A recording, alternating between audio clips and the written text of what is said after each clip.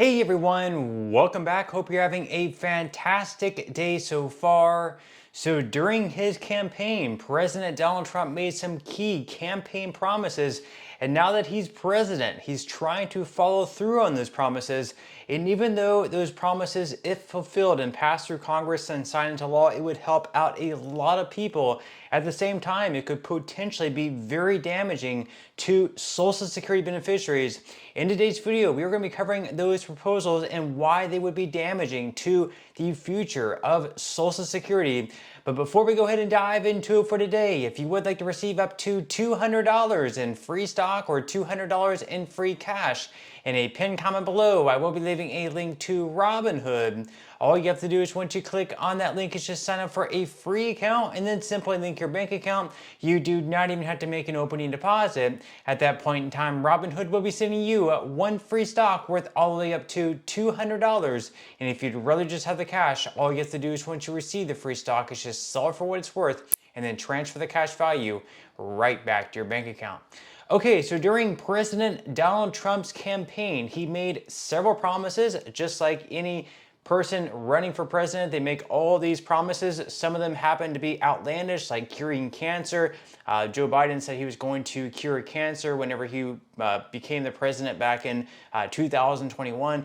That never ended up taking place, and sometimes it's not exactly the fault of the president. Maybe they want to do certain things, but Congress is just not able to sign them because they're not able to work with the other side of the aisle. So maybe Republicans will block a bill, or maybe Democrats will block a bill. So just like any prior presidents, Trump made a lot of promises as well. And even though those promises, if passed through Congress, would help out a lot of people and could even happen to be bipartisan, some of these ideas even Kamala Harris later ended up copying off of him during her campaign. Even though it would help out a lot of people, at the same time, it could potentially be very, very damaging to the future of Social Security. So once again, in today's video, we're going to be covering those campaign promises and why they would be damaging to Social Security, perhaps even benefit cuts taking place by a lot of money. We're talking hundreds of dollars cut every single month. We're going to go ahead and dive into it for today, though, looking at this article from The Motley Fool. So they say that Donald Trump, during his recent presidential campaign, promised on several occasions that he would not touch Social Security, but he also proposed eliminating federal income tax on benefits, overtime pay, and tips, all of which would provide funding for the Social Security program. That is particularly consequential because the program is already running annual deficits such that the Social Security trust funds, the source of benefit payments, may be depleted in 2034.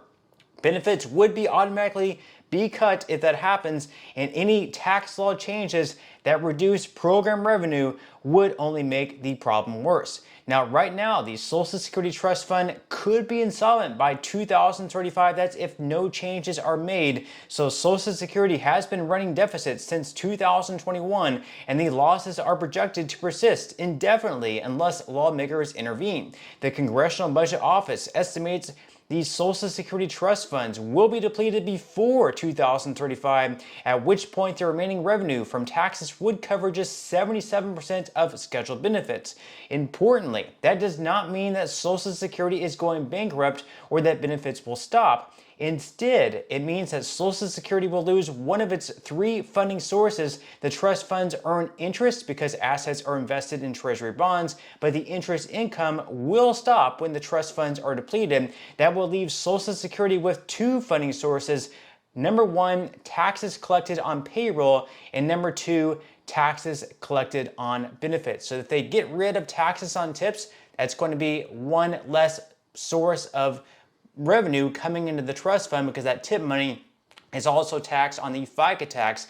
That part goes to Social Security as well as Medicare. So 6.2 to 12.4% is taxed on those tips and then gets collected by the Social Security Trust Fund. Also, if they get rid of taxes on overtime, that's going to be an additional source of income that is no longer taxed and sent into the trust fund, and also no tax on Social Security. If that's also removed, that's going to be another form of revenue for the trust fund that is removed, which also means that the depletion date for the Social Security Trust Fund will be moved up by just a couple more years. So this article goes on to say that once the trust funds are insolvent, the CBO estimates that tax revenue will cover only 77% of scheduled payments in 2025. That means that Social Security benefits could automatically be cut by 23% within a decade, unless lawmakers find a fix for the deficit problem. But the timing and severity of the problem would change if President Trump's tax proposals became law. So once again, even though these proposals would help out a lot of people,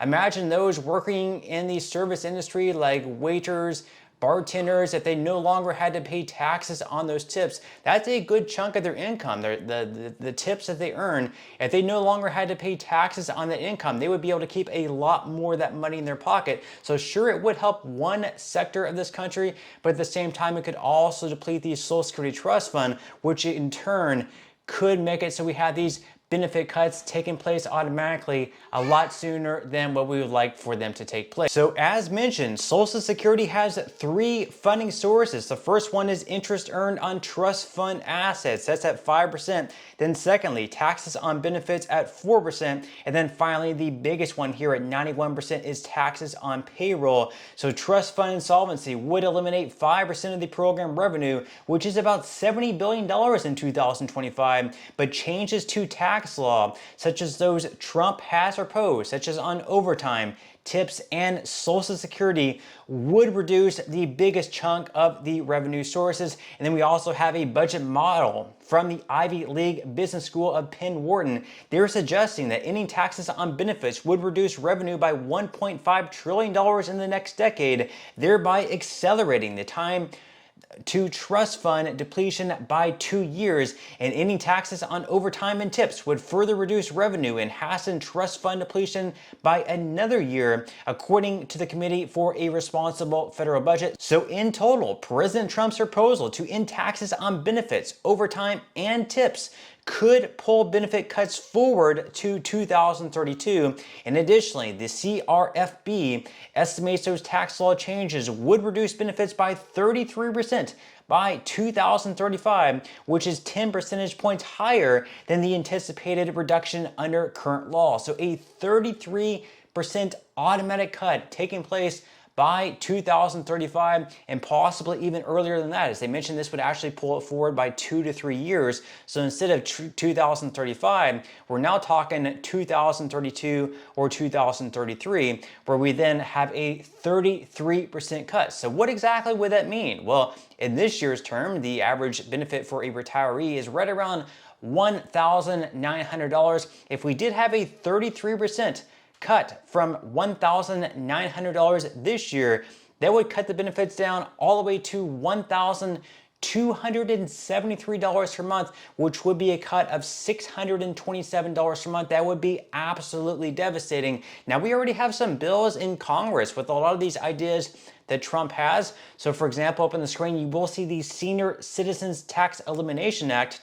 This would end the federal taxation of Social Security benefits at the federal level. It is headed by Representative Thomas Massie. He is a Republican. Right now, we do see that it does have 32 co-sponsors. They do all happen to be Republicans, though, so we don't have any Democrats yet on board with this idea. And even though they could pass a bill through the House with only Republican support, it would be very, very hard to do so. In the Senate, they would need at least 7 or 8 Democrats on any bill to join the Republicans to pass any type of bill, because in the Senate, they do need at least 60 votes to pass most pieces of legislation. And right now, according to the Senior Citizens League, they do estimate that eliminating taxes on Social Security benefits would save the typical senior household about $3,000 annually if implemented in 2025. So even though that would equate to right around a raise of $3,000 on average for Social Security beneficiaries, if they did eliminate taxes on Social Security at the same time, is it really worth it to speed up the insolvency date